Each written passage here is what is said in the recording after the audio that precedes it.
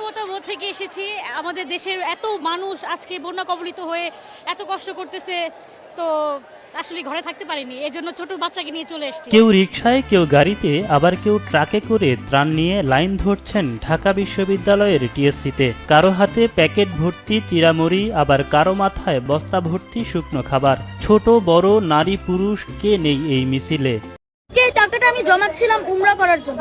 জি, কারণ ও উমরা আল্লাহ যদি আমাকে তৌফিক দান করেন তাহলে আমি ইনশাআল্লাহ আবার যেতে পারবো। কান্নার আওয়াজ, অন্যদিকে তাদের কাঁধে ভরসার হাত রাখতে টিএসসিতে ছুটে আসা বিভিন্ন শ্রেণী পেশার মানুষের এই অভূতপূর্ব দৃশ্য কবে দেখেছিল বাংলাদেশ? আমাদের বাপ ভাইয়ের টাকা না, সরকারের টাকা না, আপনাদের টাকা আমরা দিতে পারছি। আপনাদের কাছে চা খাই, যুগে রাখি, আবার এটা আবার বিপদে পড়লে মানুষ দিয়ে দিই। আপনার কাছে চা খাই, আপনার কাছে আপনি যদি আল্লাহর কাছে দোয়া করে এই বিপদ যার কারণ না হয়। আপনারা মেহরবানি করে এই সময় কেউ ক্যামেরা চালাবেন না, কোনো মোবাইল চালাবেন, সব ক্যামেরা এবং মোবাইল বন্ধ থাকবে। তা অসহায় মায়ের কাছে, ভাইয়ের কাছে কিংবা বোনের মুখে এক মুঠো খাবার তুলে দিতেই রাত দিন এক করে কাজ করে যাচ্ছেন এসব শিক্ষার্থীরা। আমরা বাঙালি জাতি স্বাধীনতা অর্জন করতে জানি, স্বাধীনতা রক্ষা করতে জানি।